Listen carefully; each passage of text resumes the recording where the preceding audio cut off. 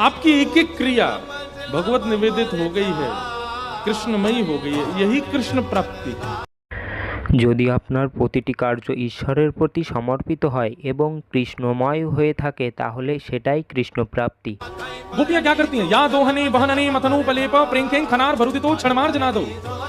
वो अपने घर में गोबर का चौका लगाती हैं, तब भी कृष्ण कृष्ण कृष्ण कृष्ण जपती हैं। भोजन बनाती हैं, रोटी थापती हैं, तब भी कृष्ण कृष्ण जपती हैं। रोटी बना करके थाली में परोसती हैं, अपने पति को बच्चों को पवाती हैं, तब भी कृष्ण कृष्ण जपती हैं। मटके में जल लेने के लिए यमुना जी जाती हैं, तब भी कृष्ण कृष्ण जपती हैं। गोपियां कोई एकांत में आसन लगा के बैठ के भजन नहीं करती हैं। গোপীরা কি করে? সে নিজের ঘরে গোবরের ঘুঁটি দিলেও তখনও কৃষ্ণ কৃষ্ণ জপ করতে থাকে। ভোজন তৈরি করার সময় ও রুটি এপিটোপিট করতে করতেও কৃষ্ণ নাম জপ করে। ভোজন বানিয়ে পরিবেশনের সময়ও কৃষ্ণ নাম জপ করতে থাকে। ঘড়াতে জল আনার সময়ও কৃষ্ণ নাম জপ করে।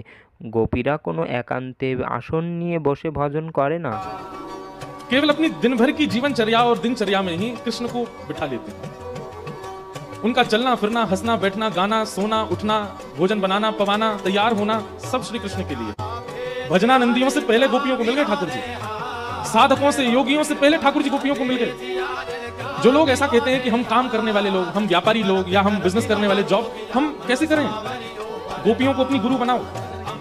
কেবল তাদের সারা দিনের কাজের মধ্যেই কৃষ্ণকে বসিয়ে নেয়। তাদের চলা, বসা, হাঁটা, গাওয়া, শয়ন করা ইত্যাদি সব কিছুই করে শ্রীকৃষ্ণের জন্য। যারা ভজন সাধন করে তাদের আগে গোপীদের শ্রীকৃষ্ণ প্রাপ্ত হয়েছে। যে ব্যক্তি এমন বলে, আমরা সারাদিন কাজ করি, ব্যবসা করি, চাকরি করি, আমরা কি করে কৃষ্ণকে ডাকবো, তাদের উচিত গোপীদেরকে গুরু বানানো।